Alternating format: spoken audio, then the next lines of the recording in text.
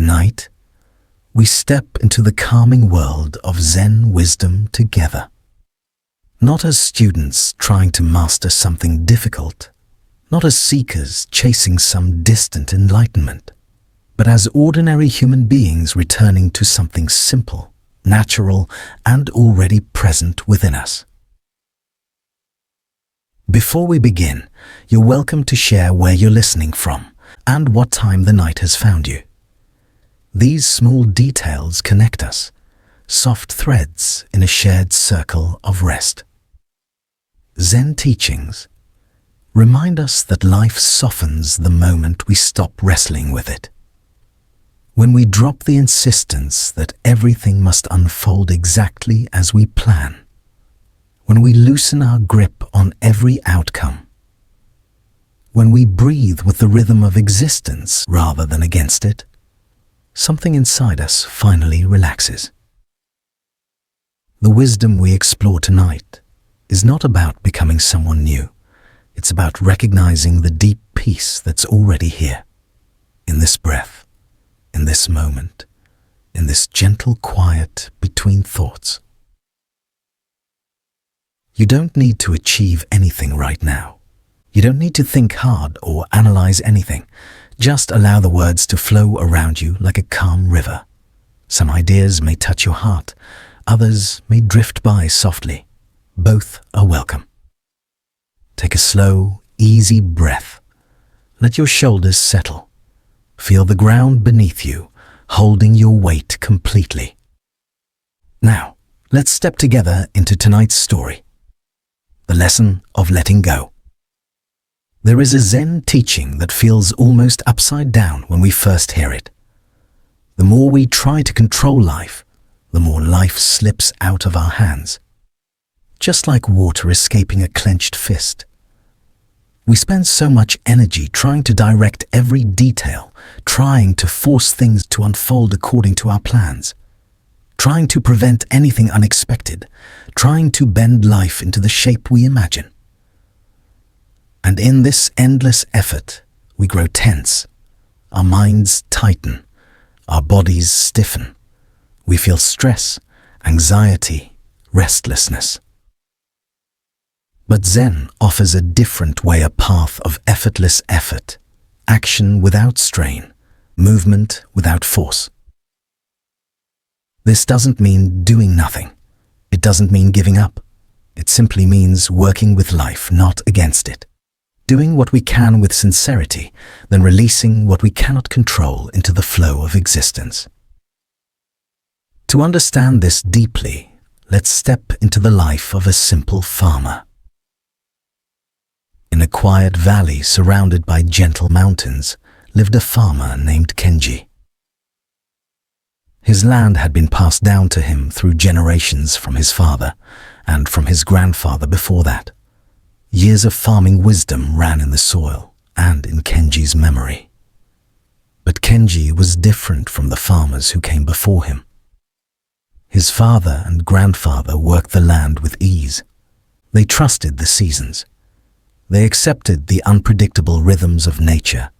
They planted with care, then allowed the earth to do what the earth naturally does. But Kenji wanted control. He wanted certainty. He wanted guarantees. Every spring, he created meticulous planting schedules. He calculated the exact dates each seed should enter the soil, the precise depth of every root, the exact spacing between plants. He kept pages of charts, graphs, and notes. Late at night, his wife often found him studying by a dim lamp. "Come rest," she would whisper. "The seeds will grow whether you stay awake or not." But Kenji felt he couldn't stop. There was always something more to fix, more to plan, more to worry about. When the rains came too early or too late, anxiety knotted in his chest. He visited the fields several times each day, searching for flaws. If a plant looked slightly slower than the rest, he dug it up to check the roots. If a leaf didn't match the exact description in his books, he applied treatments immediately. He was constantly intervening, never letting the plants simply be. And strangely, despite all his effort, despite all his planning, the plants struggled. Some leaves drooped. Some plants stopped growing altogether. Some wilted despite all the care he poured into them. Across the fence lived an older farmer named Masaru, whose field always seemed peaceful and thriving. Masaru planted with attention, then allowed nature to do the rest. He watered when needed, weeded occasionally, and spent long afternoons sitting under a tree sipping tea. Sometimes Kenji saw him napping beneath the shade, while his crops grew tall and strong. One afternoon, Masaru watched Kenji crawling along the field on his hands and knees, inspecting each plant anxiously. Kenji's back hurt. His hands were covered in dirt. His forehead was wet with sweat, even though the breeze was cool. Masaru called out gently, "You work harder than anyone I've ever known, but your plants look tired." Kenji stood up slowly. It was true. Despite all his control, the plants were suffering. He shook his head, frustrated. "I'm doing everything perfectly, every detail, every rule. Why isn't it working?" Masaru gestured toward his own field. "Come take a look." Kenji climbed over the fence. Masaru's plants looked different, vibrant, alive, effortless in their growth. They were thriving not because they were forced, but because they were allowed to grow. As the story moved toward its final breath, the forest around Buddha had become almost silent, as if nature itself wished to listen. Even the wind stood still. Birds rested upon the branches, watching the gentle transformation that had unfolded before their eyes. The Rakshas, once a creature of anger and fear, now walked softly behind the enlightened one. His steps were no longer heavy, no longer filled with rage. He walked like a student, like a soul humbled by truth. One evening, as the sun dipped behind the horizon, painting the sky with gold and rose colors, the Rakshas spoke in a trembling voice. "Bhagwan," he said, "I harmed many. I lived in darkness for too long. Yet you answered my hatred with compassion. You responded to my violence with peace. How can I ever repay such boundless grace?" Buddha paused, looking at him with eyes full of infinite kindness. "You do not repay love," Buddha said softly. "You live it." The Rakshas lowered his head, absorbing those words like a thirsty field absorbing the rain. Buddha continued, "The anger inside you was never your true nature. It was a shadow created by fear, pain, and misunderstanding. But when you let go, even for a moment, the light found you again." The Rakshas felt something warm in his chest, not the fire of fury, but the quiet warmth of a healing heart. From that day onward, he served Buddha, not as a servant out of guilt, but as a disciple out of devotion. He gathered water from the river. He brought fruits and herbs for the monks. He cleaned the pathways around the monastery so travelers would walk with ease. And slowly, the people who once feared him began to see him differently. They saw the gentleness in his actions. They noticed the humility in his eyes. They felt the sincerity of a being transformed. Children who once ran away now approached him with curiosity. Some even held his large fingers and laughed. He had never known such innocence, such acceptance. One day, after months of walking the path of compassion, the Rakshas asked Buddha a final question. "Master, will the world ever forget what I once was?" Buddha smiled. Perhaps, he said, perhaps not. But what truly matters is something far deeper. You have forgotten what you once were. You no longer carry the weight of that past. You are free. And in that very moment, the Rakshas understood. Freedom is not found in strength. It is not found in mountains or victories. It is found in the quiet surrender of the heart. The forest that once echoed with his roar now echoed with his laughter. The valleys that once trembled at his anger now trembled with the rhythm of his kind footsteps. The world had not changed. He had. And that transformation became the most beautiful miracle of all. Days turned into weeks, and the Rakshas, now calmer, gentler, almost unrecognizable from his violent past, walked alongside Buddha during his travels. Each step felt different from before. Once, the earth trembled beneath his feet. Now the earth welcomed him, as if sensing the quiet transformation happening within him. Every morning, the monastery awakened to a serene routine. The monks lit small lamps that flickered softly in the dawn breeze. Birds offered their delicate songs, and the Rakshas would sit among the monks, trying to still his breath the way Buddha had taught him. At first, meditation was difficult for him. His thoughts would run wild. His memories would roar like storms. Sometimes he would even feel the old anger rising, like a sleeping serpent stirring in the dark. One morning, noticing his struggle, Buddha gently sat beside him. "You seem troubled," Buddha said, voice soft as morning light. The Rakshas bowed his head.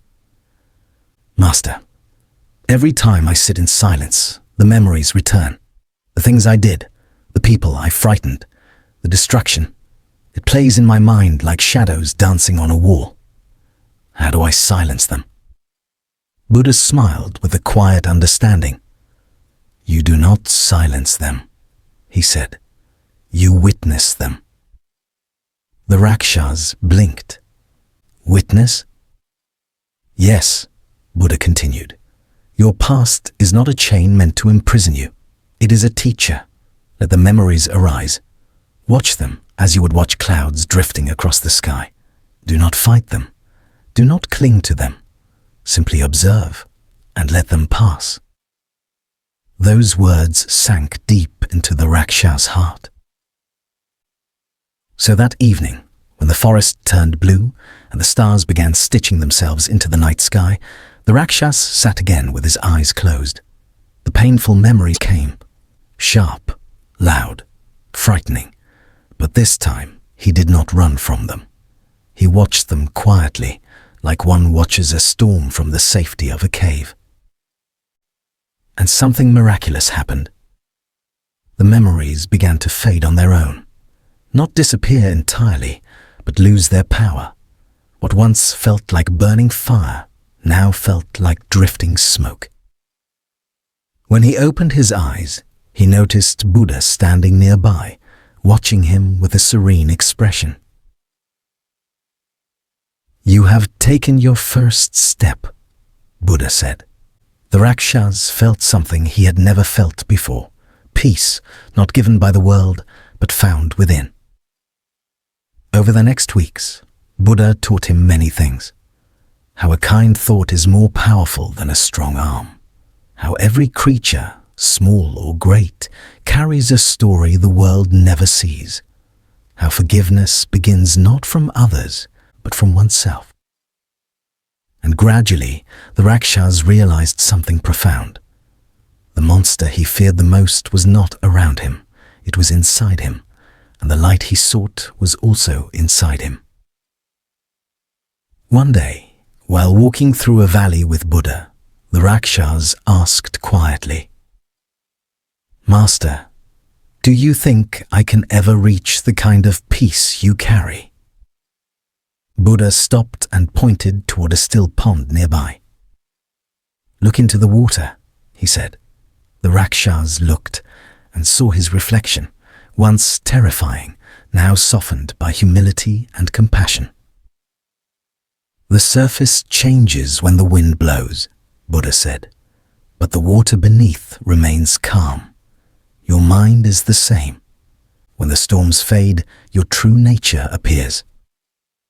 The Rakshas touched the water gently, watching the ripples spread outward. In that small motion, he understood. He was learning not how to become someone new, but how to return to who he truly was. A soul capable of peace, a heart capable of love, a being capable of awakening. The Rakshas, faces, his greatest test. As months passed gently like falling petals, the Rakshas continued learning by Buddha's side. He swept the monastery floors each morning, not as a duty, but as a meditation. He served food to the monks, not as a task, but as an offering of gratitude. And every night he sat beneath the Bodhi tree, letting silence wash through him like a cool river. But no true transformation is complete without a test. And his test arrived quietly. One afternoon, Buddha and the monks prepared to travel to a nearby village where people were suffering from drought and fear. The village elders had requested Buddha's presence, hoping for guidance and comfort.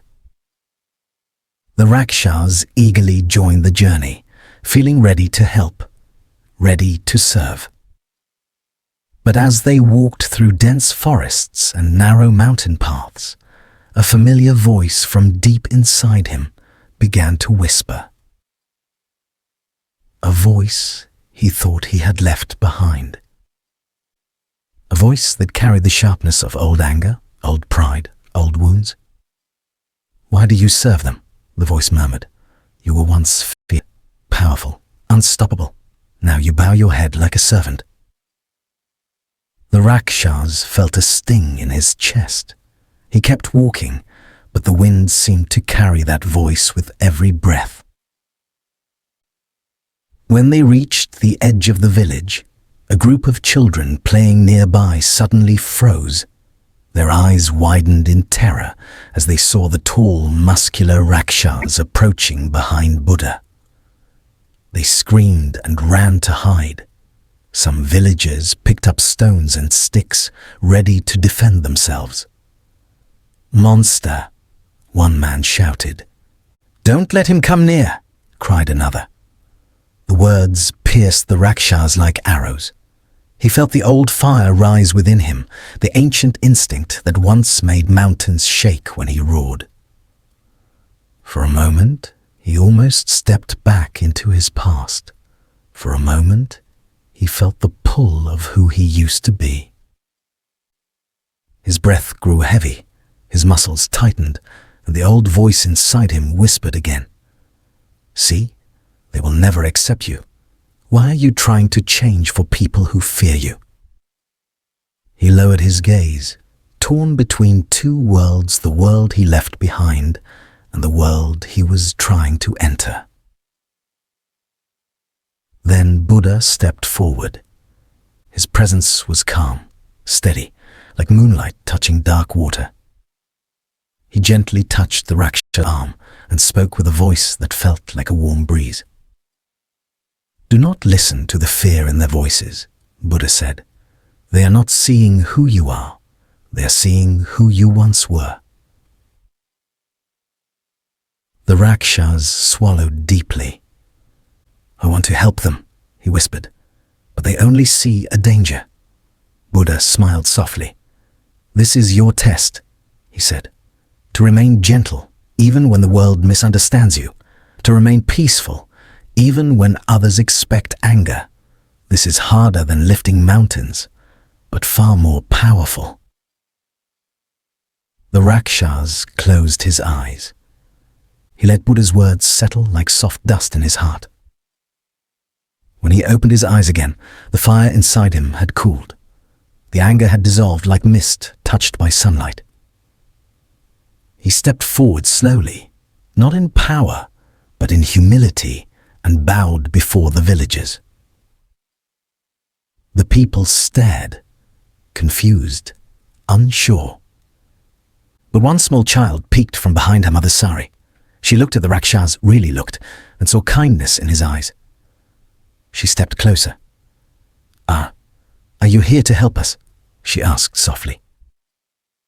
The Rakshas felt tears gather in his eyes, tears he had never known he was capable of. "Yes," he said, "in any way you need." In that single moment, the entire village fell silent. And slowly, cautiously, they lowered their stones and sticks. Acceptance did not come all at once. Trust did not grow instantly. But something far more important happened. The Rakshas remained peaceful despite their fear, and in doing so, he defeated the fiercest enemy he had ever faced, the shadow of his own past. Buddha placed a gentle hand on his shoulder. "You have passed your test," Buddha said, "not because they trust you, but because you did not abandon your new self." The Rakshas bowed, feeling lighter than he had ever felt. A new chapter of his journey had just begun. When the village finally sees his heart. For the first time in many years, the village felt quiet, but not the kind of quiet caused by fear. It was a different silence, the silence that comes when people begin to question their old beliefs. The Rakshas stood still, hands folded respectfully as the villagers slowly gathered around him. They kept their distance at first, whispering among themselves. Mothers pulled children close. Elders narrowed their eyes, trying to decide if they should trust what they were seeing. But Buddha remained beside the Rakshas, calm as the morning sky. His presence alone softened the tension like sunlight melting frost. After a few long moments, the village chief, an elderly man with silver hair and a walking staff, approached Buddha. With a deep bow, he spoke in a voice that trembled with uncertainty. "Revered teacher, why have you brought him to us? We have heard stories of demons who destroy forests, shake mountains, and swallow the moon. How can we believe he means no harm?" Buddha smiled gently, a smile that held both wisdom and compassion. "Because," Buddha replied, "you are not meeting a demon. You are meeting a being who has discovered his own heart." The villagers exchanged confused looks. The chief frowned slightly. "He looks frightening," the chief admitted. "Fear does not always tell the truth," Buddha said. "Fear tells us stories based on what we remember, not what stands before us now." The chief lowered his head, absorbing the words. Then he turned to the Rakshas. "Why have you come?" he asked softly. "What do you seek from us?" The Rakshas took a slow breath. He felt his old nervousness rise, like a shadow trying to reclaim him. But he steadied himself, remembering Buddha's teachings. "I seek nothing," the Rakshas said gently. "I only wish to serve and to learn kindness." His voice, deep but gentle, surprised the villagers. It did not thunder like a monster. It did not echo with anger. It carried humility. A young boy stepped forward, pulling on the chief's robe. "Grandfather," the boy whispered. His eyes, they don't look scary.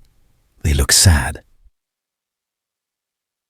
The chief peered into the Rakshas' eyes and saw something he hadn't expected.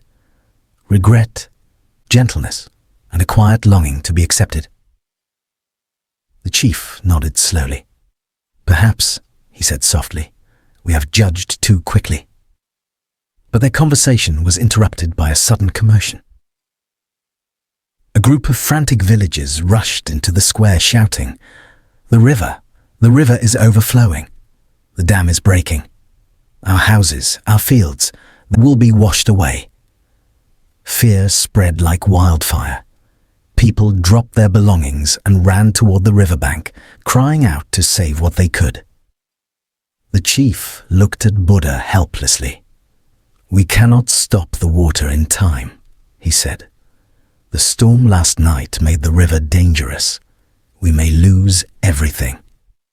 Before Buddha could speak, the Rakshas stepped forward. "Let me help," he said quietly. The chief hesitated. "We cannot risk more danger." But Buddha raised his hand gently. "Trust him," Buddha said. "Sometimes help arrives in forms we fear." The chief gulped, then nodded. The villagers parted, creating a narrow path. The Rakshas began walking toward the raging river, his footsteps heavy, yet filled with purpose. Some villagers followed anxiously. Others stayed back, unsure whether to hope or to fear. When they reached the riverbank, they saw the disaster unfolding, water crashing violently against the weakened dam, soil collapsing into the torrent, trees being torn from the earth. The villagers panicked, but the Rakshas did not panic. He stood still for a moment, observing the flow of the water. He could feel its force. He could sense the breakage in the dam. Then, with a deep breath, he stepped forward into the water. The villagers gasped. Children hid behind their parents. Some elders began to pray. The current roared like a furious beast, but the Rakshas walked through it steadily, letting the water crash against his body. When he reached the crumbling dam, he pressed his massive hands into the weak points and braced his feet firmly in the riverbed. With a single powerful push, a push not born from anger, but from strength guided by compassion, he held the dam in place. The water's fury splashed around him. The river fought him, but he held steady. For the first time, the villagers saw something extraordinary. The strength they once feared was now protecting them. He remained there for hours, holding the structure until the storm clouds drifted away and the waters calmed. Only then did he carefully step back, exhausted but peaceful. The villagers stared in awe. Not a murmur, not a whisper, just silence filled with realization. The chief walked forward, tears in his eyes. "You did not destroy us," he whispered. "You saved us."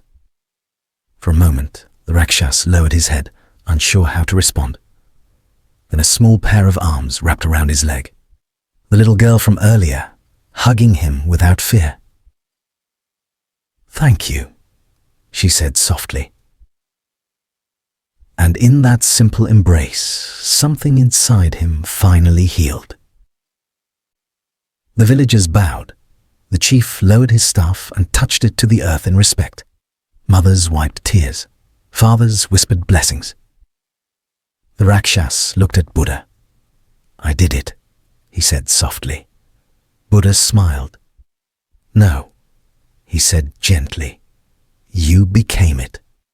When a heart finally finds its place. The sun dipped softly behind the hills, painting the sky with muted shades of orange and rose. The river, now calm and quiet, shimmered like a sheet of glass. The villagers stood together on the bank, still trying to absorb what they had witnessed. The Rakshas stood nearby, water dripping from his arms, breath steadying slowly. His strength had saved the fields, the homes, the entire valley, and now, for the first time, he felt something he had never known before: belonging. The chief stepped forward, leaning on his staff. He looked at the Rakshas with eyes transformed, no longer sharp with suspicion, but soft with gratitude. "Your strength," he said gently, was once something we feared. Today it has become the very reason we can sleep in peace. The Rakshas lowered his gaze, his massive hands loosely clasped in front of him. "I only did what my heart asked me to do," he murmured. The chief nodded, touched by the sincerity. Then Buddha spoke, his voice like still water calming every ripple in the air. "Kindness," he said, "is not measured by the softness of one's face or the gentleness of one's form. It is measured by the intention behind one's actions." He turned to the villagers. "Many beings look frightening on the outside," he continued, "but their hearts may be gentler than our own." A few villagers bowed their heads, humbled. Buddha smiled at the Rakshas. "And sometimes," he said, "the ones we fear the most are the ones carrying the heaviest loneliness." The Rakshas felt a warmth spread in his chest. No one had ever spoken to him like this before. Not with fear, not with judgment, but with understanding. As evening settled in, villagers approached him one by one. A woman stepped forward, holding a clay bowl filled with warm rice. Her hands trembled slightly, but her voice was firm. "You must be tired," she said softly. "Please, eat." The Rakshas blinked in surprise. No human had ever offered him food before. He accepted the bowl carefully, as if it were something fragile and precious. A group of children gathered near him, peeking shyly from behind their parents. One brave boy stepped a little closer and asked, "Are you really a monster?" The Rakshas knelt, bringing himself closer to the boy's height. His voice was gentle, like a low hum of distant thunder softened by distance. "I don't know what I am," he admitted, "but I know I want to cause no harm, only help." The boy nodded thoughtfully, then smiled. "You're not a monster to me anymore." The Rakshas felt his throat tighten. Something warm and unfamiliar stung behind his eyes. He looked toward Buddha, seeking reassurance. Buddha nodded slowly, as if saying, "Yes, this is what transformation looks like. Small moments, small openings, hearts learning to see clearly." As night settled fully, lanterns were lit across the village. The warm glow reflected off the river, creating gentle ribbons of light that danced on the water's surface. The villagers gathered in the central courtyard. They gestured for the Rakshas to sit among them. He hesitated. He had never sat with humans before. He had always been the shadow at the forest's edge, the figure whose footsteps made others run. But now they made space, real space, inviting space. So he sat carefully, slowly near the fire. The flames flickered, casting soft light on his broad features. For the first time, no one flinched. An elder woman spoke gently. "You saved our lives today. Please stay the night as our guest." The Rakshas swallowed hard. A guest, not an intruder. Not a threat, not a monster. A guest. He bowed his head deeply. "I would like that," he whispered. Buddha watched all of this with quiet joy, the kind of joy that comes from seeing a seed slowly blossom after many seasons. He turned to the villagers. "Compassion," he said softly, "grows when we stop looking with fear and begin seeing with truth." The villagers nodded, letting the words settle into their hearts like warm embers. The Rakshas ate with them, listened to them, saw their eyes soften and their smiles appear. Laughter, light and unsure at first, slowly filled the air. Even the stars seemed to shine a little brighter. And in the gentle warmth of that firelit night, something in the Rakshas finally relaxed. For the first time in his life, he felt at home. The village grew quiet as the moon climbed higher into the sky. Children drifted to sleep, wrapped in blankets. Lanterns dimmed one by one. Only the soft crackle of the courtyard fire remained. The Rakshas sat near its fading glow, knees tucked close, his large hands resting gently on the ground. He watched the sparks rise and disappear into the night, like tiny stars finding their way back home. For a long time, he said nothing, but the stillness brought memories he had spent years trying to bury. Footsteps approached. It was Buddha. He sat beside the Rakshas without a word, simply sharing the silence with him. The Rakshas felt seen without being watched, understood without needing to speak. Finally, Buddha said softly, "Something inside you is unsettled tonight." The Rakshas lowered his head. His voice was slow and heavy. "Master, when the river swelled today, I felt something I haven't felt in years. Fear. Not for myself, but fear that I might fail, that I might become what I used to be." Buddha looked at him with calm, welcoming eyes. "And what were you before today?"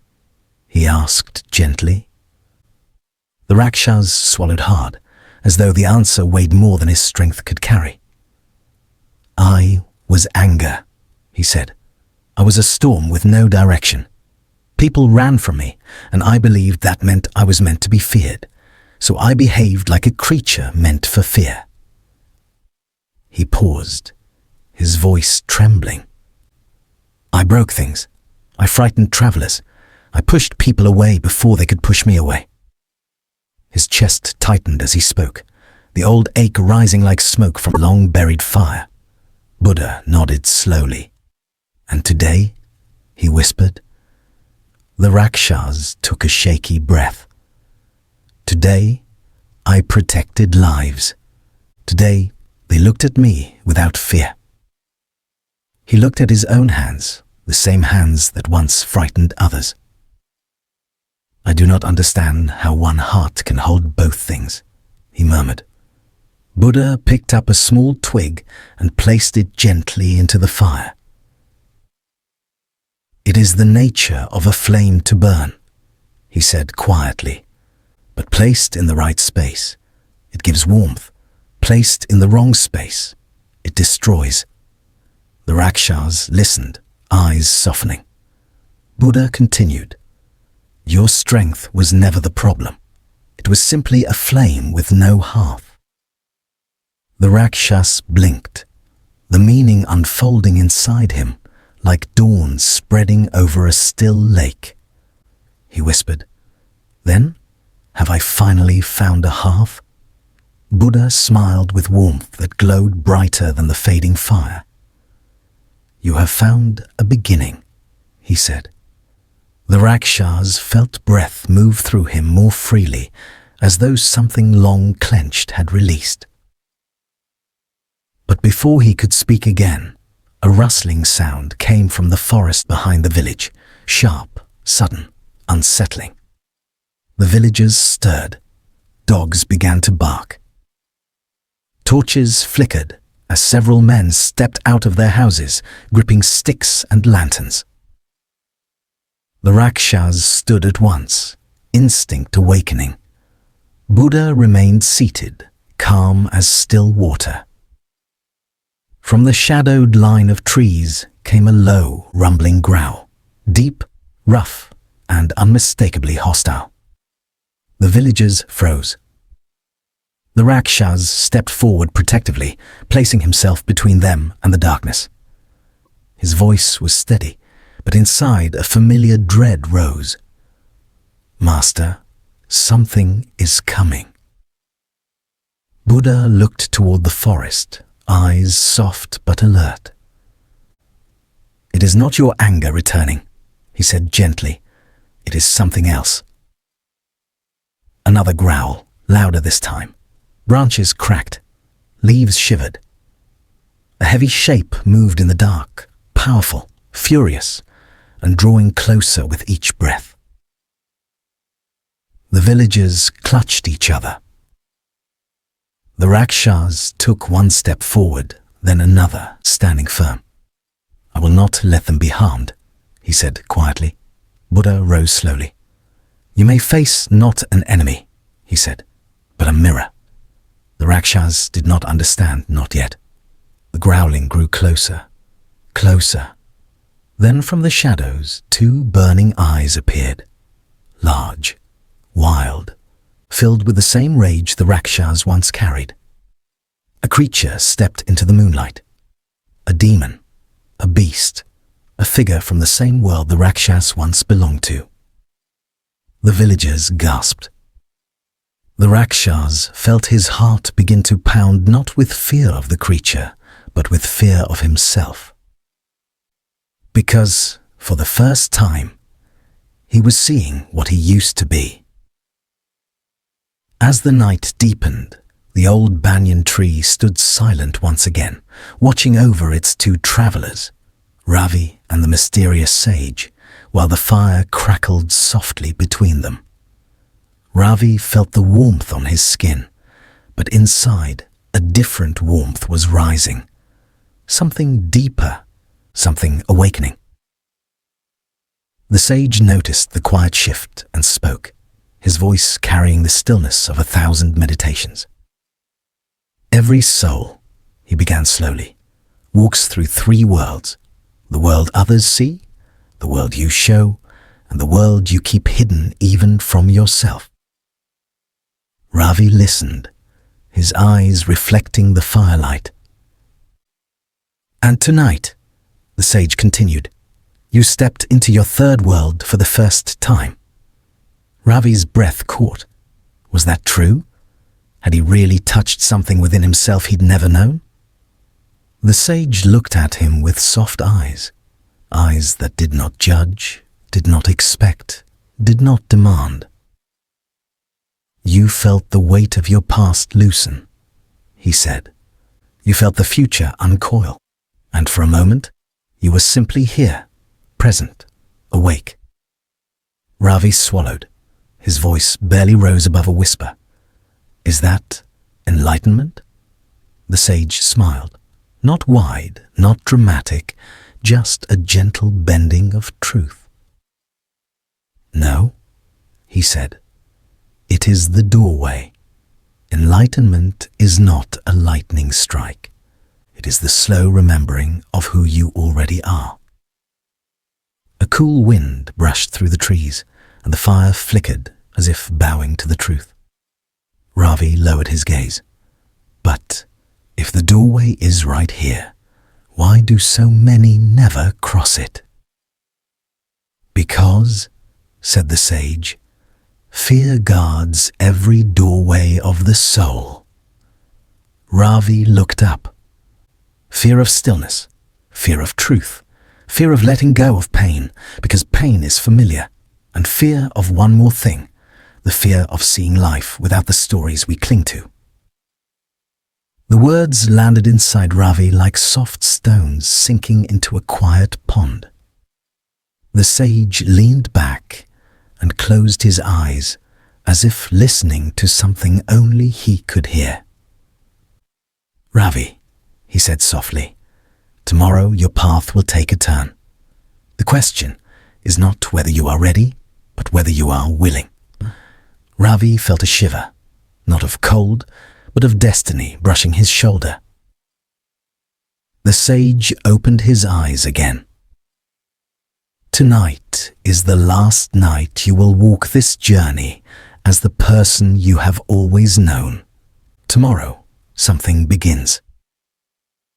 The fire dimmed. The sky turned darker. Even the forest seemed to hold its breath. And Ravi, for the first time, felt the quiet pulse of a life he had not yet lived, calling to him from just beyond the horizon.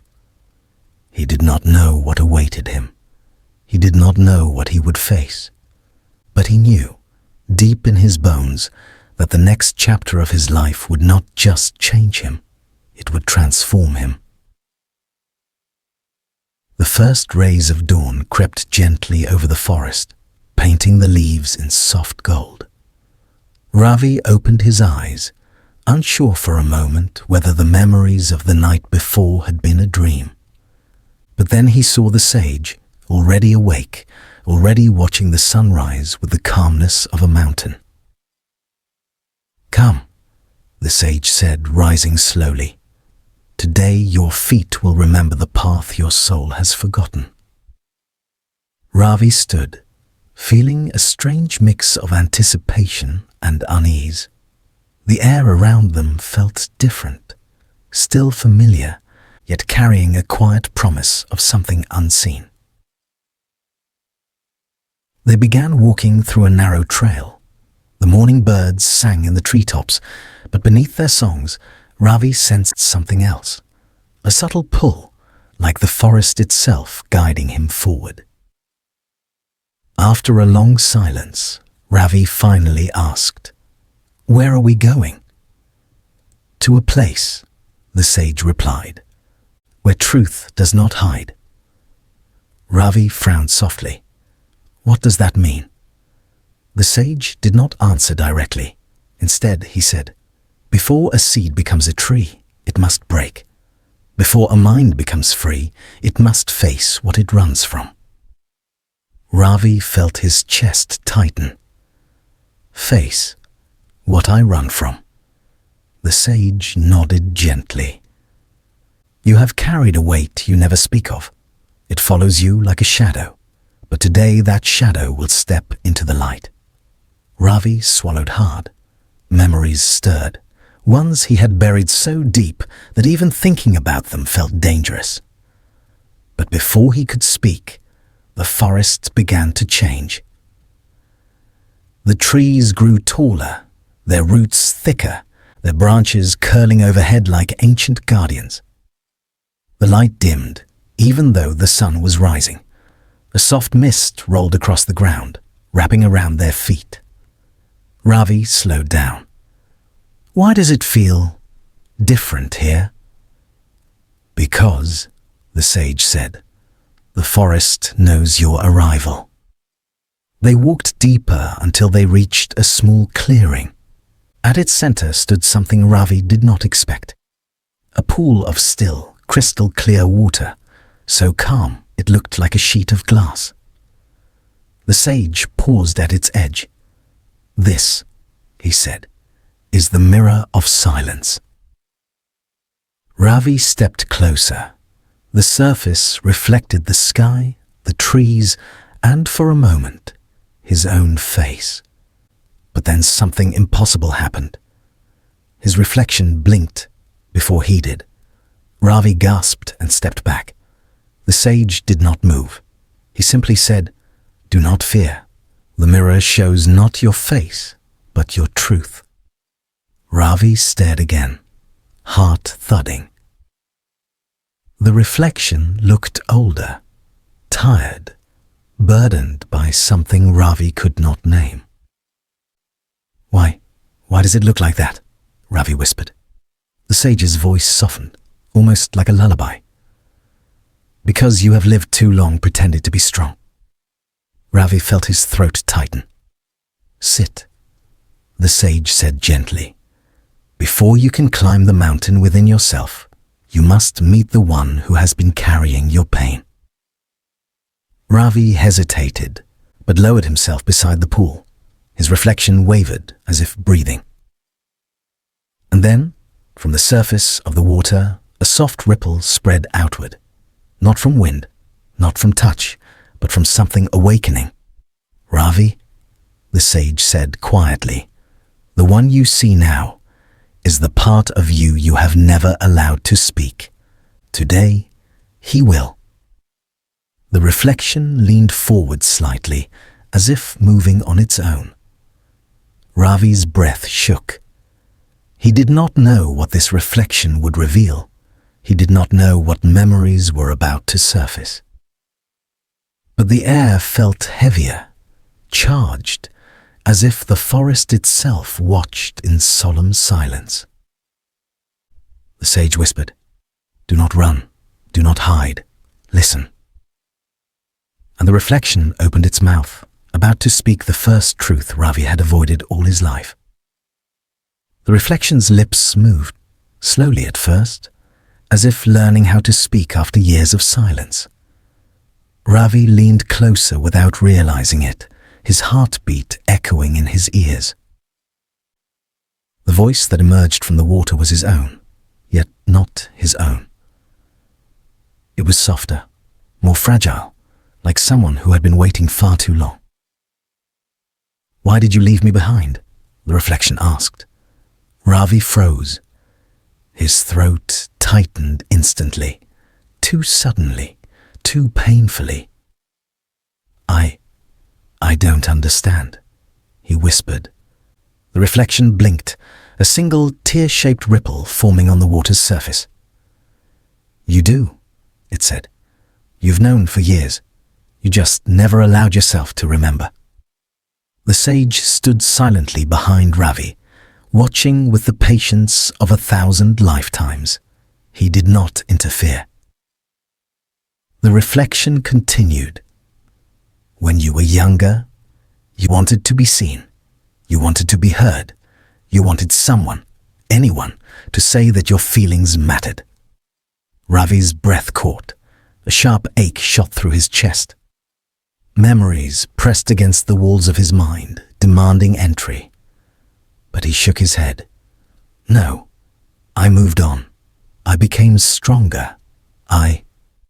You did not become strong," the reflection interrupted gently.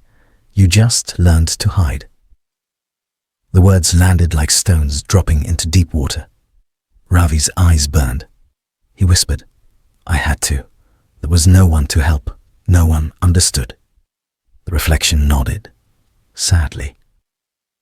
"Exactly.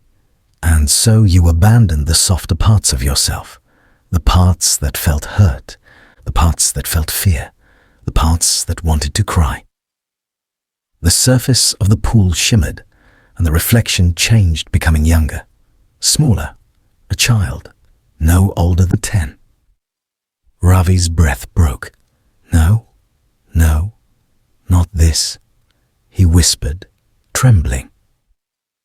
The sage's voice flowed softly behind him. "Let it come. Let the river of memory open. You have carried this child inside you for so long. He has waited for you." The younger reflection looked up at Ravi with wide, tired eyes. "Why did you stop listening to me?" Ravi's chest shook. Tears slid down his face before he even noticed them. "Because it hurt," he whispered. "Because I didn't know how to protect you." The reflection child's eyes softened. "I never wanted protection," it said. "I just wanted you to hold me." Ravi squeezed his eyes shut as a trembling sob escaped him. His voice cracked. "I'm sorry. I thought ignoring the pain would make it go away." The reflection shook its head gently. Pain doesn't disappear when ignored. It roots itself deeper. Ravi opened his eyes again, tears blurring the edges of the world. The sage kneeled beside him now, speaking softly. "Ravi, you spent your life mastering control, mastering strength, mastering silence. But healing begins where control ends. Today, the forest has brought you here to reunite with the part of yourself you abandoned." The reflection child slowly reached its hand toward him, not rising from the water, but asking, inviting, "Will you finally listen to me?"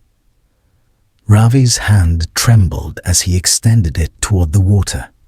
Just before his fingertips touched the surface, the reflection whispered, "There is a truth you have not yet faced, and until you do, your heart will never be free." Ravi's breath hitched. "What truth?" he whispered, voice breaking. The reflection's eyes darkened, not with danger, but with a sorrow so deep it felt ancient. "The moment," it said, "when everything in your life changed." Ravi's stomach dropped. He knew exactly what moment it meant. He had spent years burying it, building walls around it, pretending it never shaped him. The sage placed a gentle hand on Ravi's shoulder. "Ravi," he said softly, "it is time." The forest grew silent. Even the wind seemed to hold its breath. Ravi's lips trembled as he whispered, "Show me." The pool trembled, the reflection shimmered, the air thickened, and the forgotten memory began to rise. The forest dimmed slowly, as if the trees themselves were stepping back to give the memory enough space to unfold.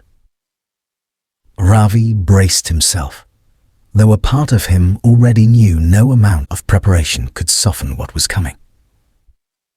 The water in the pool turned still, unnaturally still, like glass holding its breath.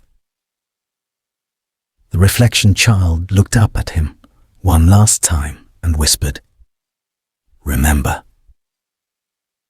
And the world dissolved. Part 2. The memory that broke him. Ravi found himself standing in a small courtyard behind an old house. It was late afternoon. The sky stained orange with the fading sun. The air smelled of dust, chalk, and something faintly metallic. He blinked. The courtyard felt familiar, painfully familiar. A thin boy, about 10 years old, stood alone near a broken swing. His shirt was torn at the shoulder.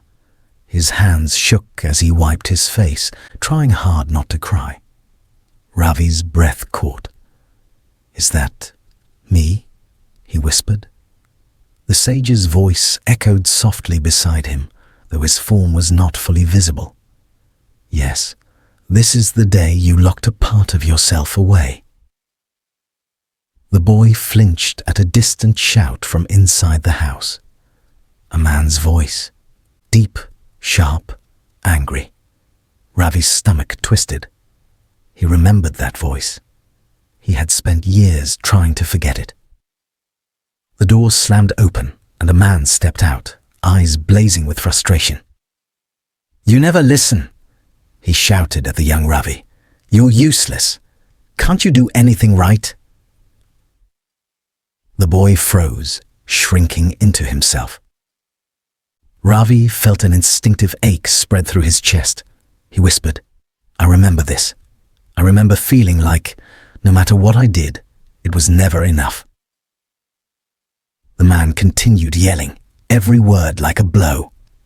"If you keep disappointing me like this, you'll never become anything. Stop crying. Only weak kids cry."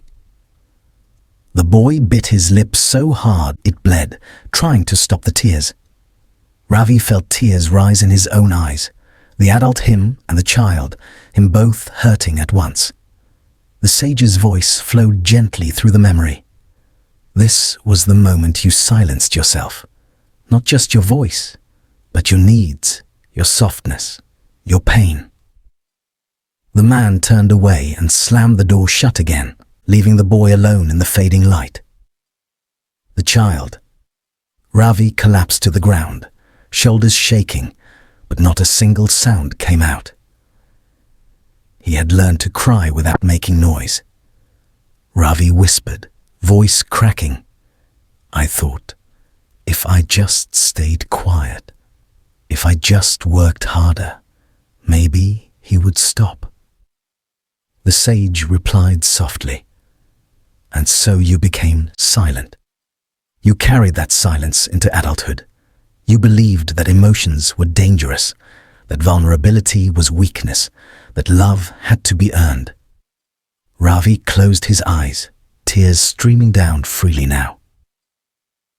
The younger version of himself slowly lifted his head, and for the first time, he looked directly at adult Ravi standing beside him. His eyes were full of loneliness. And a single unspoken question. Why didn't you come back for me? Ravi fell to his knees, overwhelmed. I didn't know how, he whispered. I just wanted to survive. I didn't know how to comfort you. I barely knew how to comfort myself. The child reached out with trembling fingers. Adult Ravi reached too. Their hands passed through each other, like light meeting light, sparking a faint glow.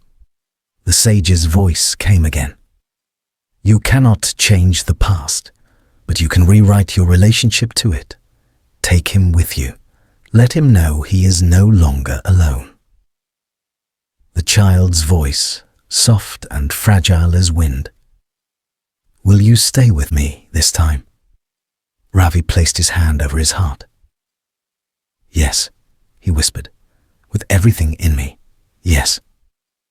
Golden light began to bloom around them. The forest returned, the pool, the trees, the quiet night. But something had changed.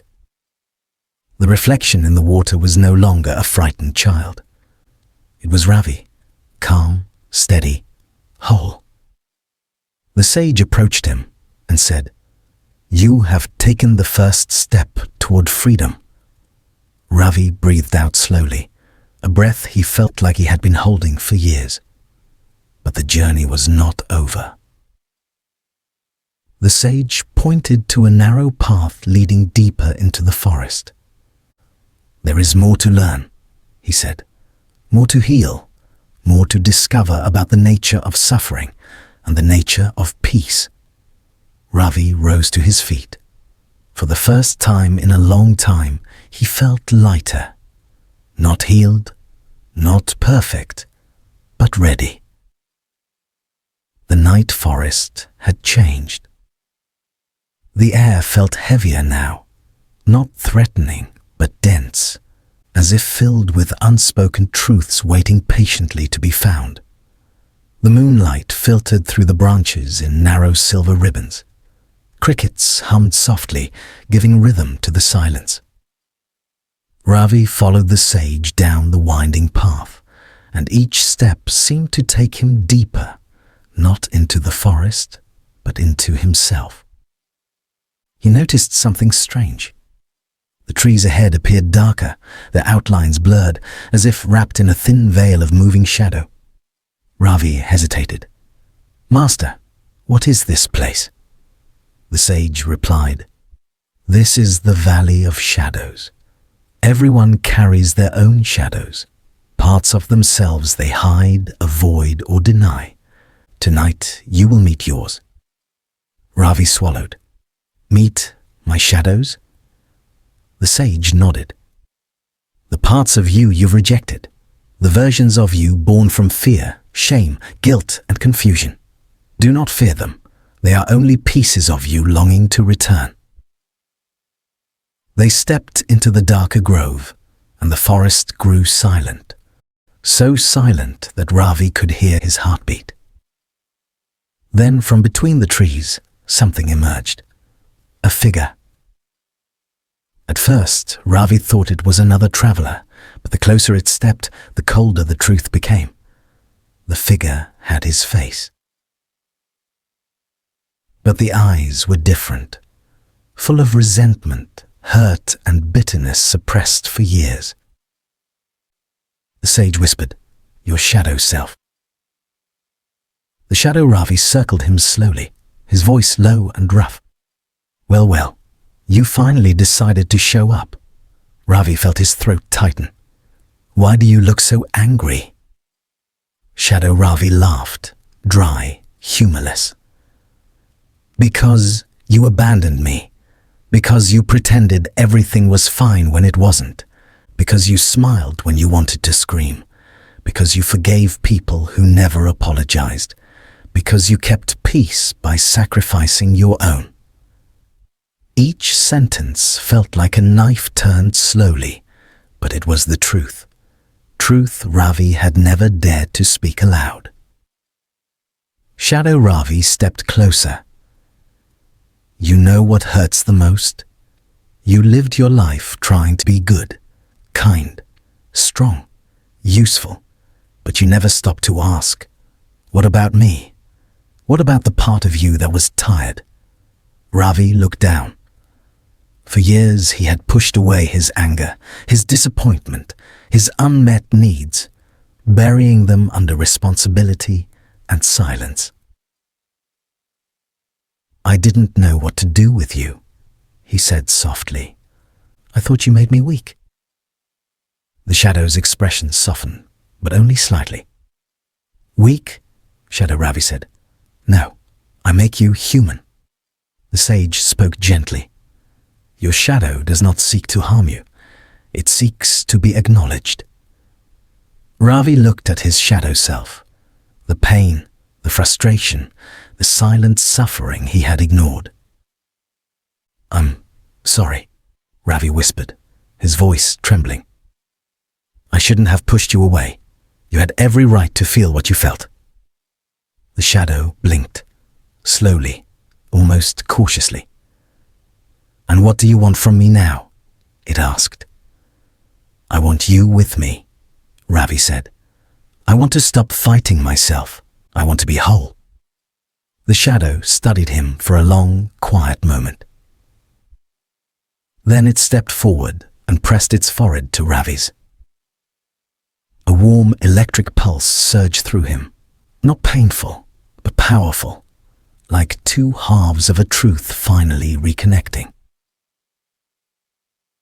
The shadow dissolved into a swirl of dark light, then merged into Ravi's chest. Suddenly, the forest brightened. Even the air felt lighter, and Ravi felt something he hadn't felt in years. Integration, relief, strength. The sage placed a hand on his shoulder. You have welcomed your shadow. Few people dare to face the parts of themselves they fear the most. You have taken another step toward awakening. Ravi breathed deeply, a strange calm filling him. What happens now? He asked. The sage smiled. Now we enter the deeper realm of Zen, the place where illusions fall away, where the mind learns to see clearly. He pointed toward an ancient stone staircase covered in moss, leading upward into a glowing mist. This is the ascent to the temple of stillness. There, you will learn the truth about suffering and the truth about peace. Ravi took the first step. The night stirred around him, whispering possibilities. The stone steps were cool beneath Ravi's feet, each one worn smooth by generations of seekers who had walked this very path before him. The air grew gradually clearer as he climbed, the mist parting like a curtain to reveal a soft glow ahead. Neither moonlight nor sunlight, but something gentler, like the light of awareness itself. The sage walked beside him, not hurried, not slow, simply present. His presence alone seemed to quiet something inside Ravi. As they climbed higher, the forest sounds faded until only one sound remained. Ravi's own breath. Inhale, exhale, simple, steady, alive. At the top of the staircase sat a structure unlike anything Ravi had seen before. Not quite a temple, not quite a hut, just a wide-open hall made of smooth stone, with no walls to confine it. The night sky served as its ceiling, and the stars shimmered like lanterns placed just for them. Wind passed through freely, carrying the faint scent of pine and river water. This, the sage said softly, is the temple of stillness. Ravi stepped inside. The moment he entered, the space felt different. The air wasn't merely quiet, it was deeply silent, the kind of silence that doesn't happen outside, but inside the mind. A large, circular stone sat in the center. The sage motioned for Ravi to sit. Ravi lowered himself onto the cooled surface, legs crossed, spine long. The sage sat opposite him, eyes half closed. "Before we continue," the sage murmured, "tell me, after meeting your shadow, how do you feel?" Ravi paused, letting the question settle. "I feel lighter," he said. "Not because the pain is gone, but because I'm not fighting it anymore." The sage smiled gently. "That is the beginning of wisdom. Suffering does not always come from pain itself. It often comes from resisting the pain."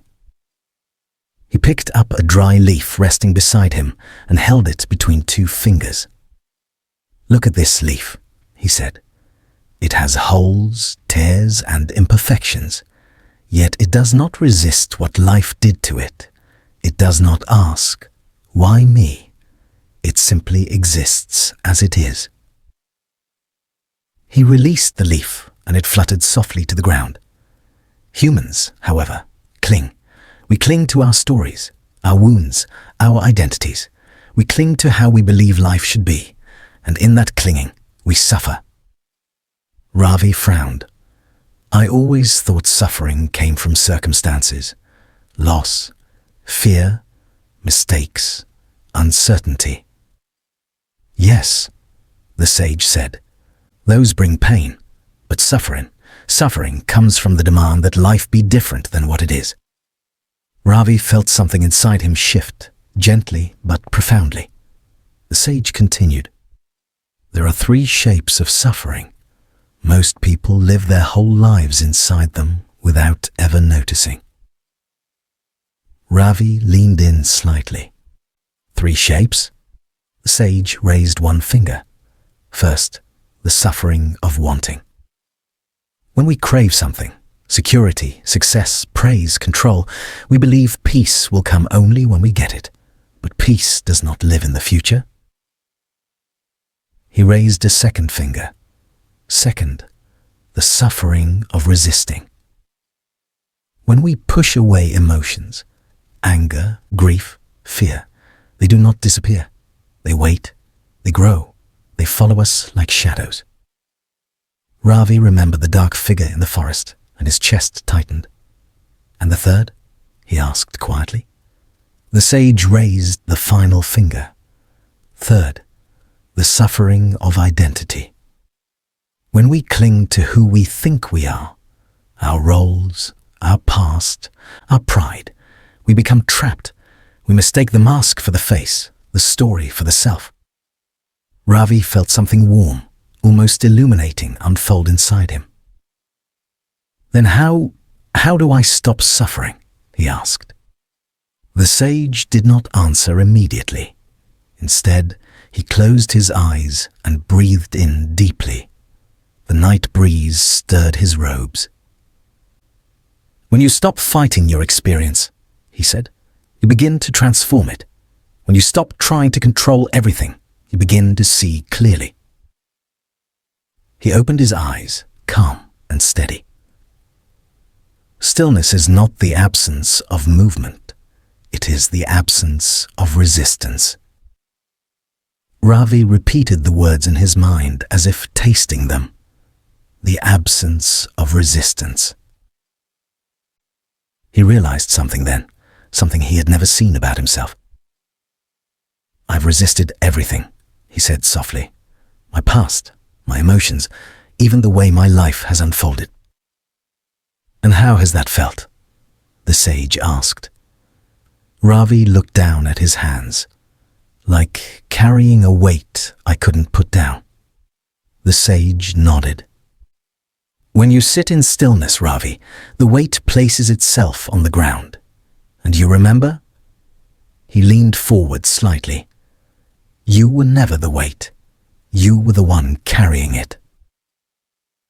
Something inside Ravi broke, quietly, beautifully, like a knot loosening after many years. He felt his shoulders drop, his breath deepen, his chest soften. The sage watched him with kind eyes. "We are not done," he said. "This temple reveals truths layer by layer, and tonight you will face the most stubborn of all illusions." Ravi's breath caught. What illusion? The sage stood and pointed toward a dark corridor at the edge of the temple, an opening that did not exist a moment ago. The illusion of the self, he said. As long as you believe you are only your thoughts, your past, your fears, you will remain a prisoner. Come, it's time to see what you truly are. Ravi rose slowly, heart quiet but curious, and followed him toward the shadowed passage. The night deepened, and the journey grew more inward. Ravi stepped into the narrow passage, the cool stone brushing lightly against his fingertips. With every step, the sound of the outside world faded. The rustle of wind, the call of distant birds, even the soft breath of the sage behind him. Silence gathered like a soft cloak around his shoulders. The corridor slowly widened until it opened into a circular chamber. Ravi froze. The room was lined with mirrors. Tall mirrors, wide mirrors, narrow mirrors, old mirrors with cracked frames, new mirrors polished to a shine. Everywhere he looked, there he was. Dozens of reflections, hundreds of versions of him, some slightly distorted, some painfully accurate. He felt himself tense. The sage stepped beside him. This, the sage said, is the room of many mirrors. It shows you the selves you've carried, those you've clung to, those you've tried to escape, those you've believed yourself to be. Ravi swallowed, suddenly aware of a tightness in his chest. One mirror showed him as he looks now, tired but curious. Another showed him as a child, shy and unsure. Another, as he looked during the most stressful period of his life, eyes sunken, jaw tense, shoulders heavy with unspoken expectations. Another showed a version of him angry, another sad, another pretending to be brave, another hiding behind a polite smile. Each reflection seemed to breathe with him, blink with him, observe him. Ravi whispered, "Why does this feel so heavy?" The sage touched one of the mirrors lightly with the tip of his finger. "Because you have mistaken these reflections for your identity. You believed, I am the worried one. I am the failure. I am the overthinker. I am the strong one. I am the wounded one. And once believed, you carried them like chains." Ravi stared at a mirror where he looked disappointed in himself, and his eyes softened. "Why do these versions stay with us?" he asked. The sage's voice was calm, almost tender. "Because you feed them. You breathe life into them through memory, story, and fear. A reflection has no power until you begin talking to it, believing it, protecting it." The sage stepped deeper into the chamber, gesturing for Ravi to follow. "Look closer." Ravi approached a tall mirror, one showing him anxious and overwhelmed. "I remember this version of me," he said quietly. "I lived in fear. I felt like everything was slipping out of my control." "And did you choose to be that version?" the sage asked. Ravi paused. "No, life pushed me there. Circumstances shaped it." "Yes," the sage said, "but then you held on to it long after those circumstances were gone." Ravi felt his throat tighten. The sage continued, "The self is not one thing, Ravi. It is many masks worn at different times." He pointed to the line of mirrors. "These selves appear and disappear. None stays forever. None is permanent. None defines you." Ravi moved to another mirror, this one showing him joyful and confident, laughing openly. "I wish I could always be this version," he murmured. The sage smiled softly. And that desire becomes another trap. Clinging to joy is the same as clinging to fear. Both create suffering when life changes, as it always does. Ravi exhaled slowly, absorbing the truth. "So, who am I?" he asked, "if not these reflections?" The sage gently placed a hand on his shoulder.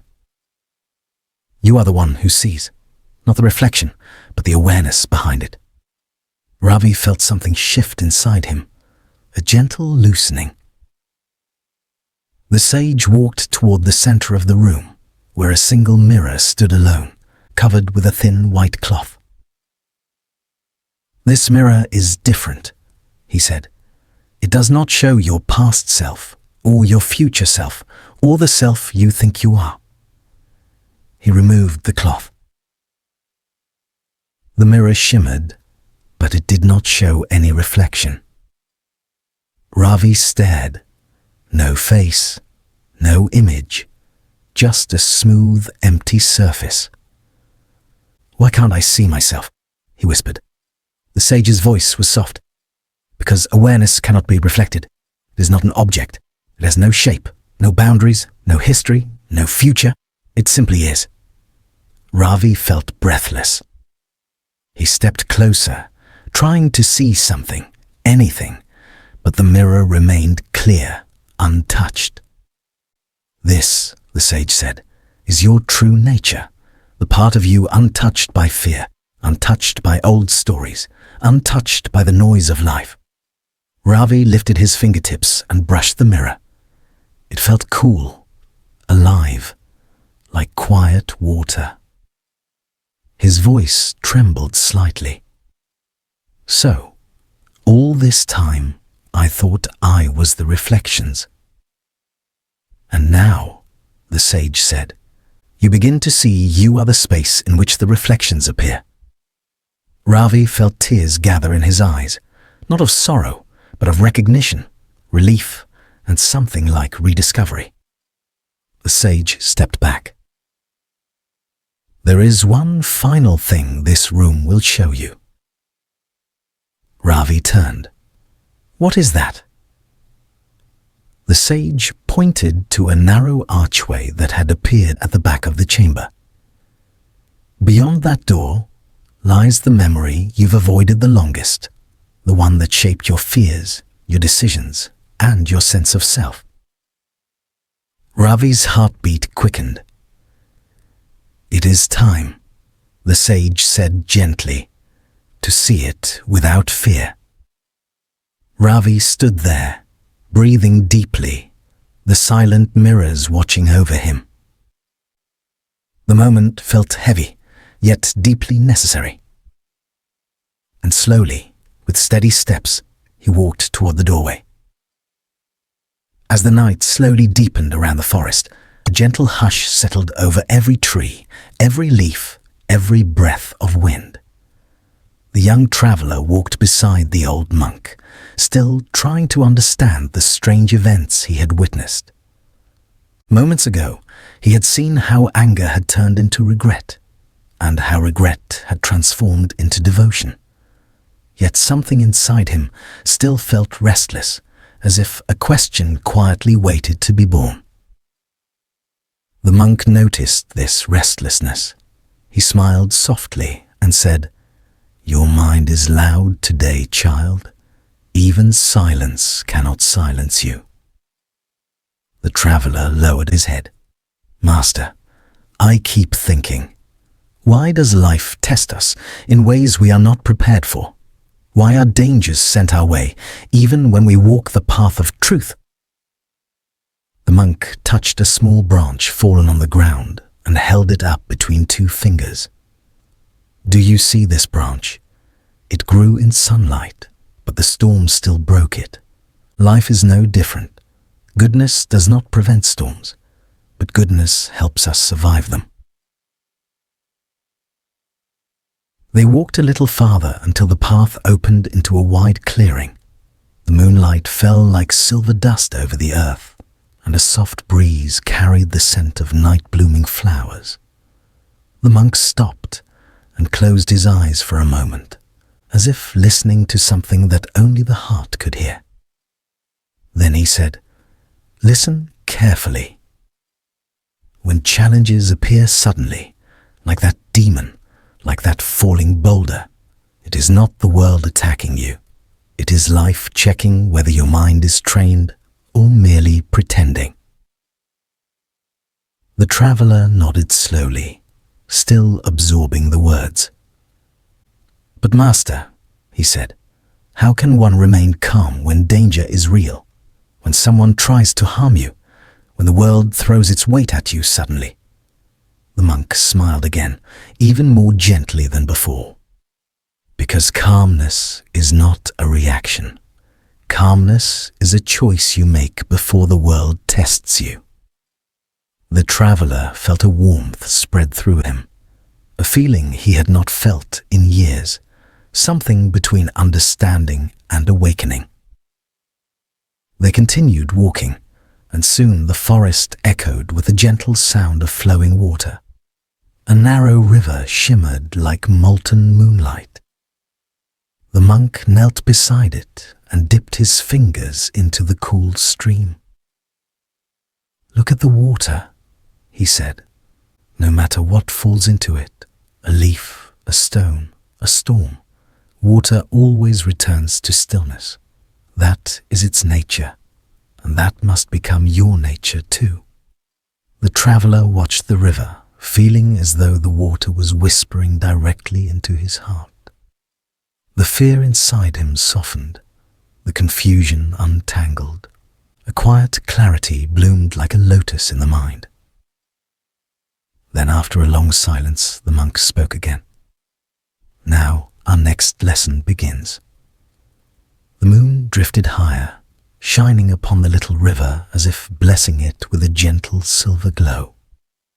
The monk sat by the water's edge, legs folded, hands resting lightly on his knees. The traveler quietly sat beside him, waiting, yet not eagerly, not impatiently, simply present. Something about the moonlit river had softened his breath, slowed his heartbeat, and opened a part of him he had long forgotten. For a while, neither of them spoke. Only the river's flowing voice filled the night. Then the monk said, "Every mind is a river. Some rivers run clear, some run muddy, and some are blocked by their own debris. But the river does not blame the world. It simply flows and cleans itself through movement." The traveler looked into the water. He could see the moon shimmering on the surface, trembling gently with each ripple. He wondered how something so soft could carry such depth. "Master," he said quietly, "if the mind is a river, what blocks it?" The monk picked up a small pebble and dropped it into the stream. Circles of ripples spread out. "Fear, anger, desire, old wounds," he said. "These are the stones we throw into our own minds. Each one creates its own ripple. Each ripple disturbs the surface." The traveler thought of his past, places he never wanted to remember, mistakes he thought he had buried, fears he pretended he had outgrown. He realized something startling. None of them had vanished. They lived in him like stones at the bottom of a silent river. "But Master," he whispered, "how do we remove the stones?" The monk's smile was almost invisible, but full of warmth. "You don't remove them," he said. "You make the water deeper." The traveler blinked, confused. "Deeper?" "Yes. A shallow river becomes easily disturbed. A deep river remains unmoved even when rocks fall into it. Make your mind deep through awareness, patience, truth, compassion. When depth grows, disturbances fade on their own." The traveler closed his eyes, imagining a deep river, a mind so vast, so full of quiet, that nothing could shake it. The monk continued. When that demon rolled the boulder toward me, I did not pray for the stone to disappear. I did not hope the path would change. I simply stayed centered.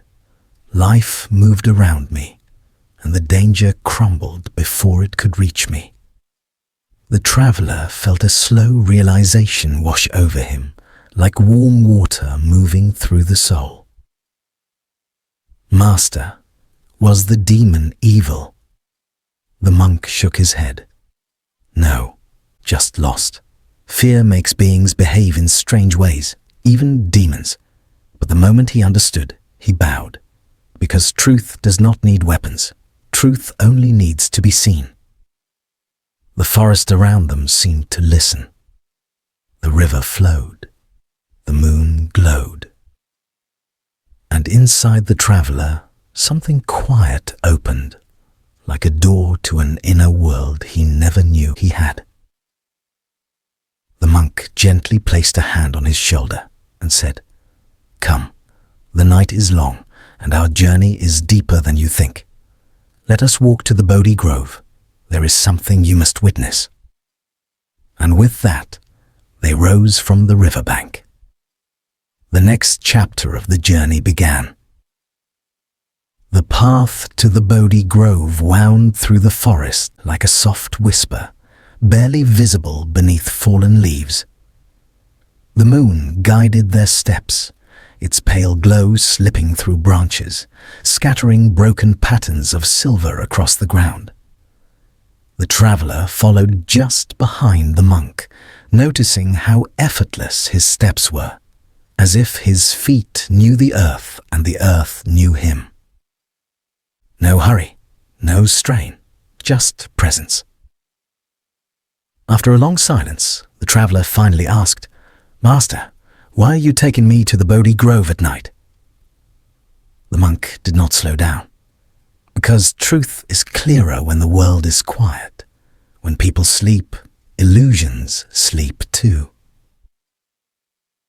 They walked until the trees opened up into a wide clearing.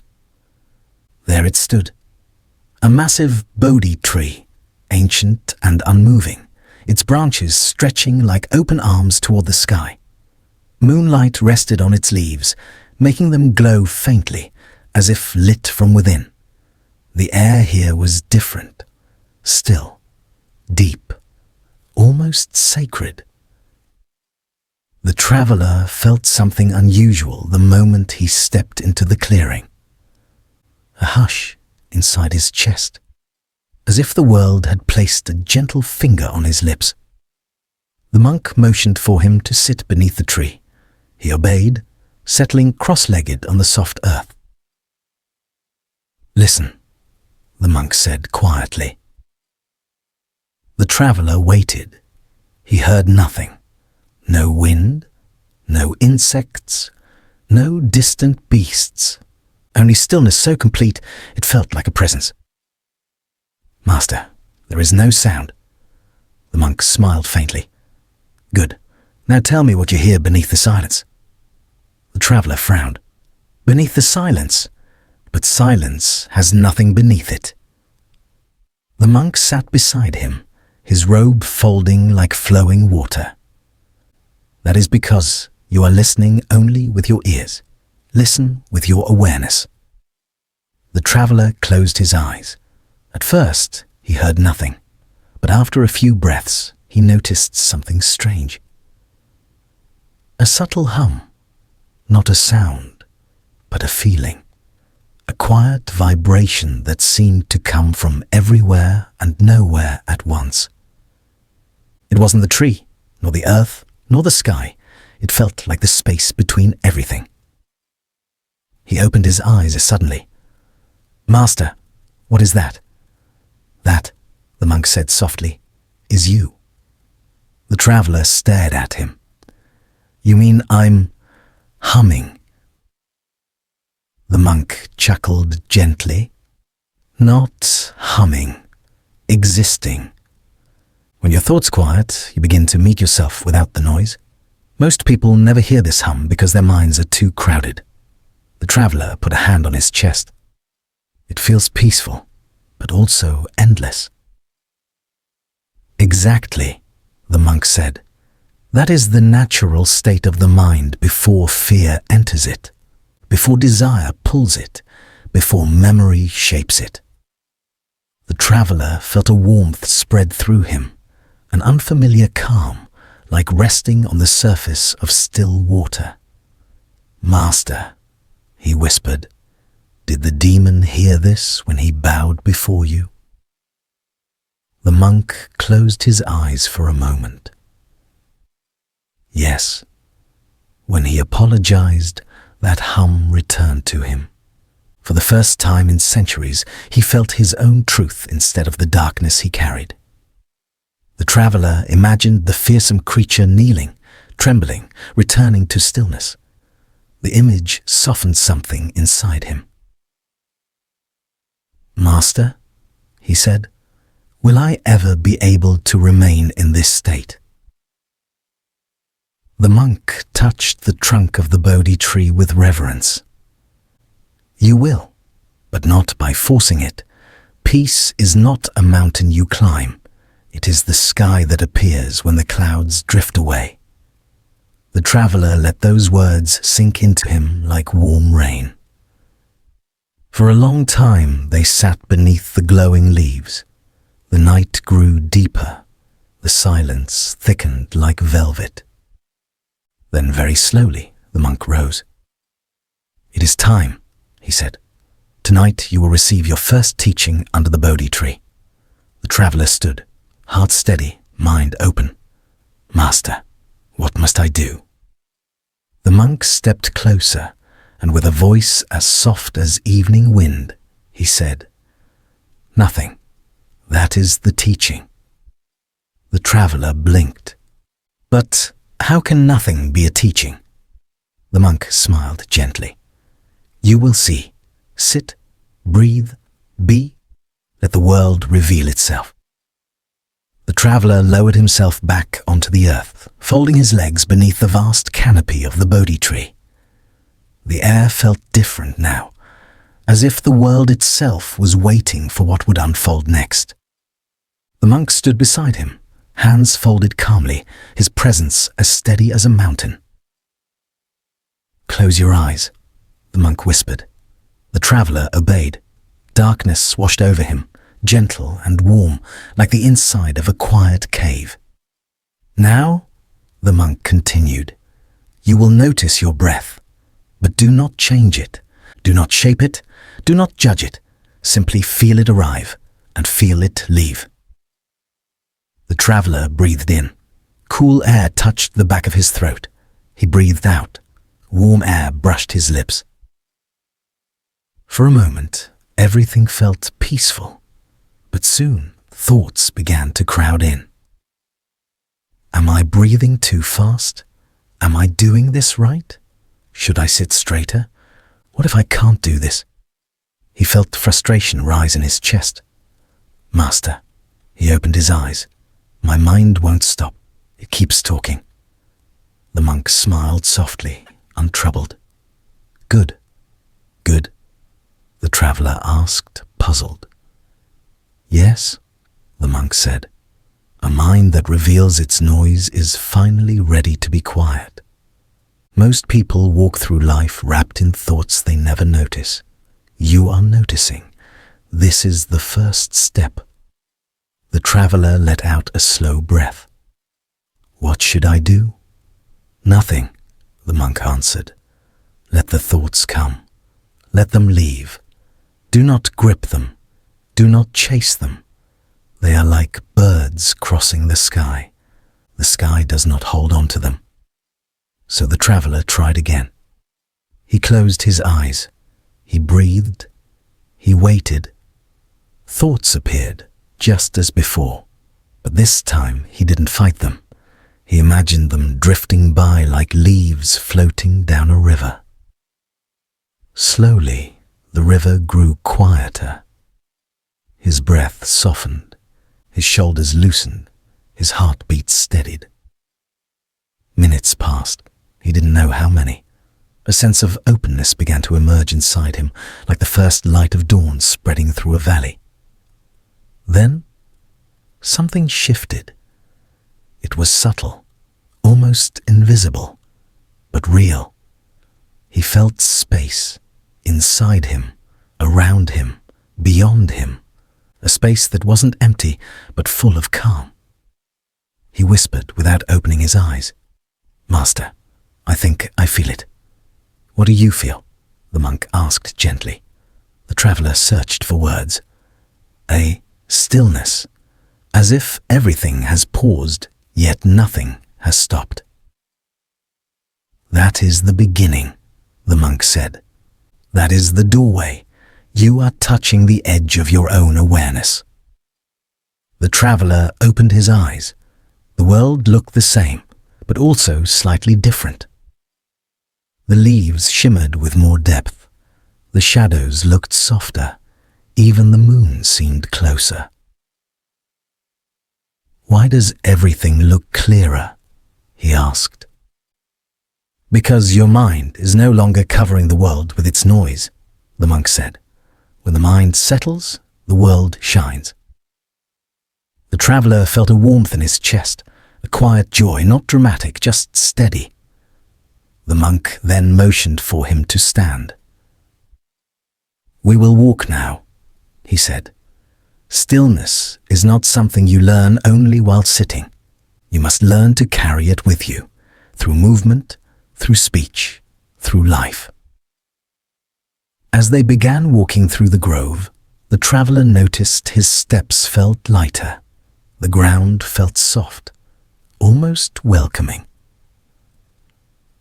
"Master," he said, "will this feeling stay with me?" The monk shook his head with a calm smile. "No feeling stays forever. Not peace, not confusion, not fear, not joy.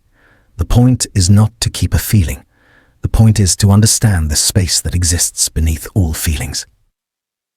The traveler let those words settle gently inside him. The night breeze touched his face. The trees rustled softly. An owl hooted somewhere in the distance. Everything felt alive, yet calm. The monk continued. "Tonight, under the Bodhi tree, you learned your first truth. Peace does not come from forcing the mind to be silent. Peace comes from allowing the mind to be exactly what it is, until it grows quiet on its own." The traveler nodded slowly. He understood. Not fully, not completely, but enough to follow the path ahead. As they reached the edge of the grove, the monk turned to him and said, "Tomorrow, you will learn the second teaching. It will not be easy, but it will change the way you see everything." The traveler felt a quiet anticipation rise within him. "What is the second teaching, Master?" The monk looked up at the moon, his eyes soft and deep. "You will learn," he said, "that not everything you believe about yourself is true." The night had grown deeper, wrapped in a quiet so complete that even the wind seemed to pause. The monk walked ahead with unhurried steps, his robe whispering softly against the earth. The traveler followed close behind, still holding the gentle calm he had discovered under the Bodhi tree. But beneath that calm, a question tugged at him. What did the monk mean? Not everything you believe about yourself is true. They reached a small clearing where a smooth stone lay beneath an ancient cedar. The monk sat down with ease, motioning for the traveler to do the same. "Before tonight's teaching," the monk said, "you must answer one question." He looked directly at the traveler, his eyes clear and steady. "Who are you?" The traveler blinked, unsure how to respond. "I am me," he said, a little uncertain. "And who is that?" the monk asked gently. The traveler hesitated. I am a traveller, a man from the northern villages. Those are circumstances, the monk replied, not who you are. The traveller frowned slightly. Then I'm someone who seeks peace. Seeking is an action, the monk said, not your identity. The traveller searched for an answer that felt true. I suppose I am my thoughts, my memories, my feelings. The monk smiled softly, the way one smiles when a child is close to discovering something important. Then tell me, the monk said, when you were not thinking, during your silence under the Bodhi tree, did you stop existing? The traveller's eyes widened. No, I was still there. Exactly, the monk said. You are not your thoughts. The traveller sat very still. The monk continued. Your memories, they change as the years pass. Some fade, some sharpen, yet you remain. The traveller nodded slowly. And your feelings, they rise and fall like waves. They come, they go, but the ocean beneath them does not disappear. The traveller swallowed, feeling the truth settle into him. So, if I am not my thoughts, not my memories, not my feelings, then who am I? The monk leaned forward slightly. You, he said softly, are the awareness that notices all these things. The traveller felt something shift inside him, like a door opening quietly in a dark hallway. The monk picked up a twig and drew a circle on the ground. Most people, he explained, live inside this circle. Everything inside it, thoughts, fears, opinions, worries, becomes their identity. He tapped the circle lightly. They live as if this is the whole world. Then he drew a much larger circle around it, wide, spacious, open. But in truth, the monk said, your awareness is this larger circle. Thoughts appear inside it. Memories appear inside it. Feelings appear inside it. But you are the space, not the objects within it. The traveller stared at the circles, feeling their meaning deepen with each breath. But Master, he whispered, all my life I believed I was those things. That is the illusion, the monk said gently, the illusion of the small self. The traveller's voice trembled slightly. Then who is the I that suffers? Ah, the monk nodded. That is the right question. He lifted the twig again. When you cling to the small self, the made of opinions, fears and stories, you suffer. He brushed the small circle away with one sweep of his hand. But when you rest in the larger awareness, suffering loses its anchor. Pain may still come, circumstances may still change, but you no longer cling to each wave as if it defines you. The traveller felt a warmth rising inside his chest, not excitement, not joy, something deeper, something steadier. Is this what freedom means? He asked softly. Yes, the monk said, not freedom from life, but freedom within life. The traveller closed his eyes and let the words settle. He felt the quiet of the night wrap around him, as if the universe itself were listening. The monk spoke again, his voice low and comforting. Tomorrow, he said, you will learn the third teaching, how to walk through the world without being shaken by its storms. The traveller opened his eyes slowly. And what is that teaching called? The monk looked up at the sky, a faded smile touching his lips. It is called The Wind and the Mountain. The traveller bowed his head with gratitude. Dawn approached quietly, long before the sun decided to rise. A faint blue seeped into the sky, brushing the edges of the horizon like a soft whisper. The traveller awoke to the gentle crackle of a small fire and the sound of the monk boiling water in an iron pot. The traveller sat up slowly, the lingering calm from last night still wrapped around him like a warm blanket. The monk noticed and smiled. "Good," he said. "You slept with less weight on your mind." The traveller nodded. "I did." The monk poured tea into a wooden cup and handed it to him. "Today," the monk said, "you will learn the next teaching. But first, look at the mountain." The traveller turned. Through the thinning mist, a tall mountain rose above the valley, silent, unmoving, ancient. Its peak was hidden in the clouds, but its base stood firm, rooted deep in the earth. "Now," the monk continued, "listen." A wind began to pick up from the east, sweeping through the trees, rustling leaves, carrying the cool scent of morning. The fire flickered, the grass trembled, even the traveller felt the breeze brushing across his face. "The wind moves everything," the monk said, "but not the mountain." The traveller watched the contrast, one force restless, the other steady. "Last night you learned who you are not," the monk said. "Tonight you learn how to remain centered in who you truly are." He pointed at the wind. "Life is full of winds. Thoughts, opinions, judgments, moods, fears, external events. They blow in every direction. They come without warning and disappear without warning." Then he pointed at the mountain, Testin. "Your awareness is the mountain."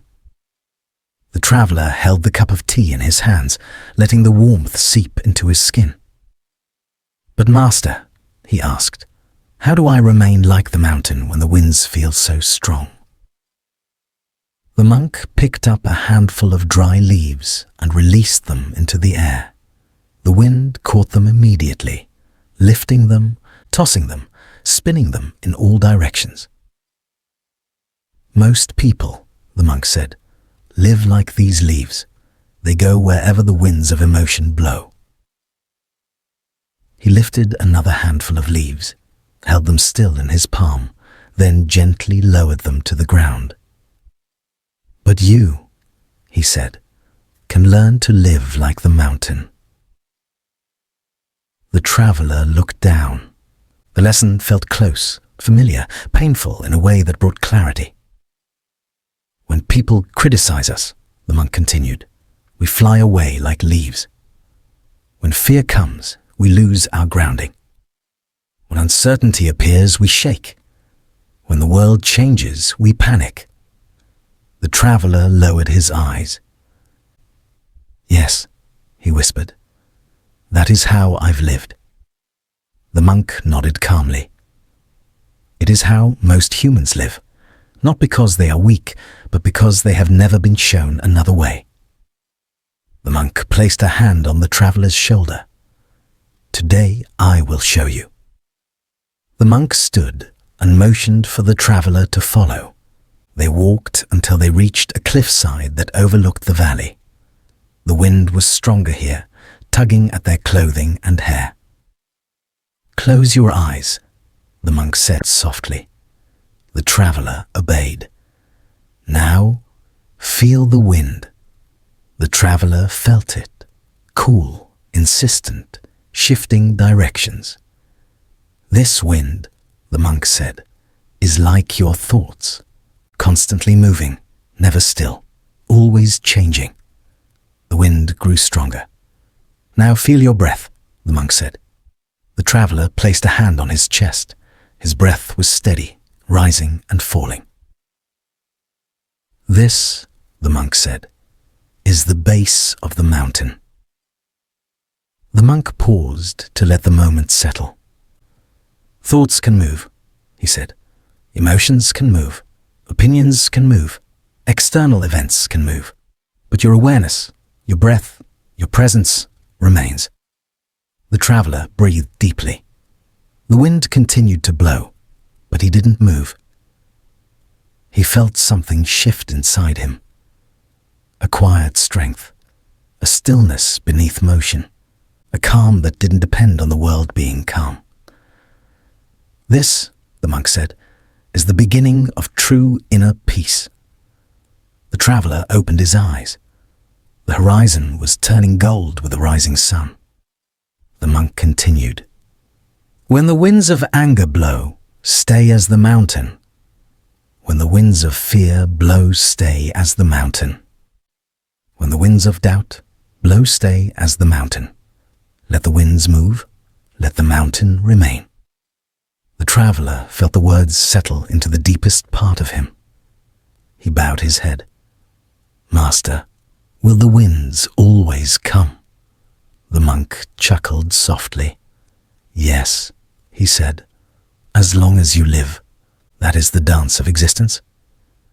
Then how will I know if I am truly grounded? The monk smiled. When the winds arrive, he said, and you no longer sway.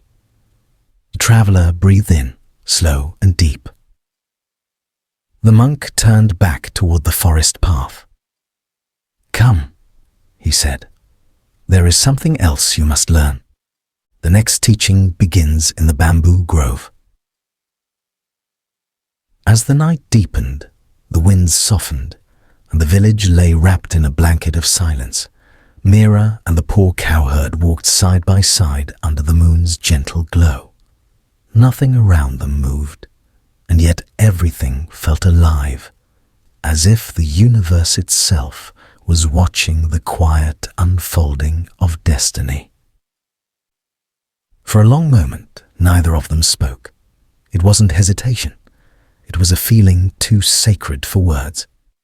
Finally, Mira stopped beneath the ancient banyan tree, the same tree where she used to sit as a child, imagining a life of freedom. She turned toward him, her voice trembling softly. All my life, she whispered, I was taught that love has conditions, rules, and boundaries. But you, she looked into his eyes. You have shown me something else. He lowered his head shyly, unsure how to respond. No prince, no warrior, no wealthy man had ever made her feel safe the way this humble cowherd did. He had protected her not with a sword, but with honesty. He had guided her not with power, but with compassion. Mira took a deep breath. Tell me truly, what do you want? The cowherd, who had survived on scraps of affection his whole life, felt his heart tremble. No one had ever asked him what he wanted. Slowly, carefully, he spoke. I want nothing that is not freely given. If your path leads away from me, I will let you go with a prayer on my lips. If your path leads toward me, he paused, breath unsteady. Then I will spend my life ensuring you never regret it. A silence followed, but it wasn't empty. It was full of unspoken possibilities, unspoken fears, unspoken hope. Finally, Mira stepped forward and placed her hand over his. My path, she said softly, has already chosen you. The cowherd looked at her in disbelief, tears gathering in his eyes. But before he could speak, a warm light began to rise behind the hills, the first light of dawn. In that gentle glow, the world around them seemed to shift. The banyan leaves shimmered, the breeze hummed. Even the earth beneath their feet felt new, as if acknowledging the sacredness of the moment. Mira smiled through teary eyes. No kingdom, she whispered, no palace, no riches could ever give me the peace I feel with you. He held her hand more firmly now, still hesitant, but no longer afraid. And as the sun slowly climbed the horizon, the two of them walked forward, not toward a palace, not toward a throne, but toward a life built on truth, simplicity, and love. A life the universe had been quietly guiding them toward all along. A life where a poor cowherd and a princess could write their own destiny. Where love was not a privilege, but a choice. And together they chose each other. Where love was not a privilege, but a choice. And together they chose each other.